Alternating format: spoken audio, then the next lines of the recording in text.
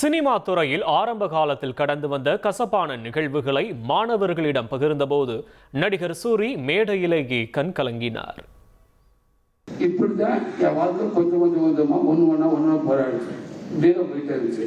இப்ப எனக்கு வாய்ப்பு வந்துச்சு. ஒரு பெரிய நம்பர் 1 காமெடியன் சார் படத்துல எனக்கு வாய்ப்பு வந்துச்சு. ஃபர்ஸ்ட் டைம் என் போட்டோவை பார்த்து எனக்கு கூப்பிட்டாங்க. நான் பொண்ணு செலக்ட் ஆயிட்டேன். இப்ப எனக்கு முறை ஒரு ட்ரெஸ் அளவு எடுக்கிறாங்க.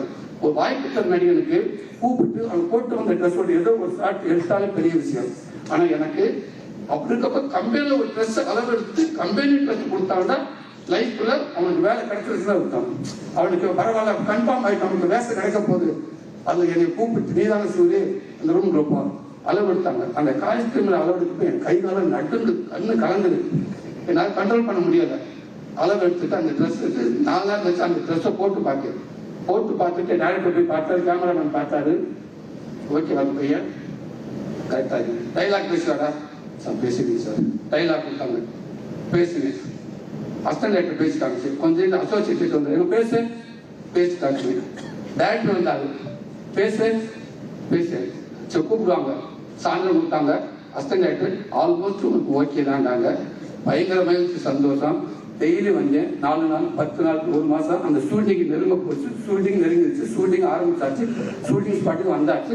அந்த ட்ரெஸ் போட்டோன்னே என்ன மாதிரி வாய்ப்பு பல பேர் வந்து கை விட்டாங்க. டே இது சூப்பரா, வாழ்த்துக்கான பெரிய விஷயம், நல்ல கேரக்டரா. ஒரு 7-8 சீன் வருவாங்க காலேஜில். அந்த ஹீரோ அந்த காமெடியை போட்டாரு. ரொம்ப மகிழ்ச்சி. Okay thank you. எனக்கு என்ன சாப்பிட முடியல. காலையில் சாப்பிடணும் பசிக்க மாட்டேங்குது. அந்த பதட்டத்திலே இருக்கு. பாத்ரூம் போனாலும் தெரியல, எங்க அந்த டைலாக் மனப்பாடம் பண்ணிக்கிட்டே தெரியுது. எந்த அந்த கேமரா எடுக்க போனா ஒரு பயம் வருது சார். அந்த பேண்டுக்கிட்டே தெரியுது. கரெக்டாக ஓகே டைலாக் கிளியர் ஆயிடுச்சு. ஷார்ட் வந்து ஒரே ஒரு ஷார்ட் எடுத்தாங்க.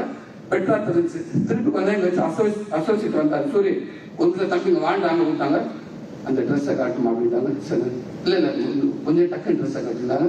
ஓகே சார் என்ன சார் இல்லை அந்த காமெடி ஆக்டர் அவங்க இன்னொருக்கு ரெக்கமெண்ட் பண்ணிட்டாங்க. அவங்க நிற்கிறாங்களா, அவங்க கொஞ்சம் பெட்டராக தெரியுறாங்க, அவங்க கரெக்டாக இருக்கும். அவங்களுக்கு அடுத்த படம் நல்ல வாய்ப்பு வருவாங்க.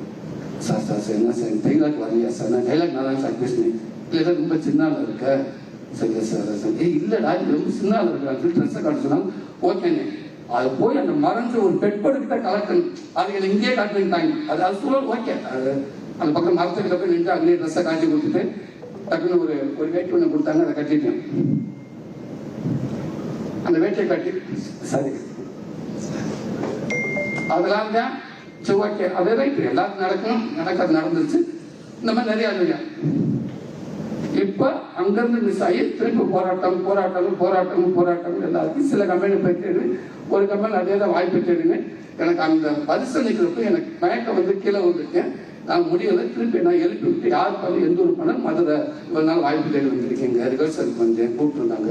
இல்லை பரவாயில்ல ஒரு டிவி வாங்கி கொடுத்து அனுப்பிச்சு இதெல்லாம் லைஃப் நடந்தது. இப்படி போன எனக்கு 2009 2008 எனக்கு வாய்ப்பு வந்துச்சு. வெண்ணிலா கபடிக்குள்ள அப்படின்ற படத்தில் வாய்ப்பு வந்துச்சு.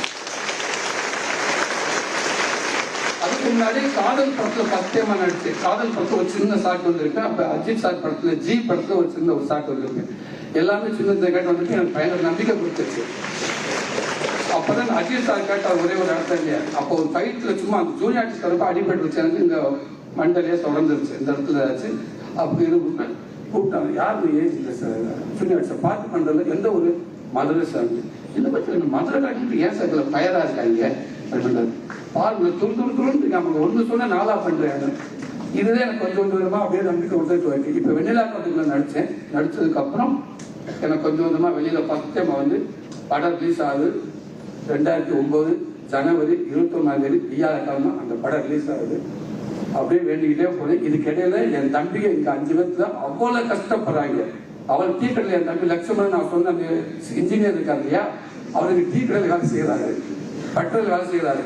அப்புறம் ஒரே ஒரு கேசியர் வரணும்னு அந்த கல்லாவுக்கு போறாரு. கல்லாவில் வந்து கொஞ்சம் கொஞ்சமா வராது. நான் அங்க கஷ்டப்பட்டுருக்கேன். இப்ப எனக்கு அந்த வாய்ப்பு கிடைச்சிச்சு. இங்க ஒரு சின்ன டீ கடை ஃபர்ஸ்ட் சொல்றாங்க. ஒரு 10 நரிமேட்டில் ஒரு கடை ஆரம்பிச்சிருக்கோம், சொந்தமா ஆரம்பிச்சிருக்கோம்னு சொல்றாங்க. சரி பேரு நான் ஒரு 6-7 வருஷமா ஊருக்கே வரல, கஷ்டத்தை ஊருக்கே வரல. பேர் என்ன பேர் வச்சு அம்மன்னு வச்சிருக்கோம் அப்படின்னு சொல்லிட்டு குடும்பம் எல்லாருமே சேர்ந்து அந்த ஒரு சின்ன ஒரு 10 அந்த கடை சரி ஓகே, வியாபாரம் எப்படி போகுது? ஒரு நாளைக்கு 3 லிட்டர் போகுது, நேரத்தில் வியாபாரமே இல்லை, பால் மிச்சம் பால் வீட்டுக்கு எடுத்துட்டு போயிட்டோம் அப்படின்னு. திருப்பி மறுநாள் ஒரு 3 லிட்டர், இப்போ கொஞ்சம் 3 லிட்டர் போகுது, 4 லிட்டர் போகுது, இன்னும் கொஞ்சம் வந்து நடந்து வந்துகிட்டே இருக்குது.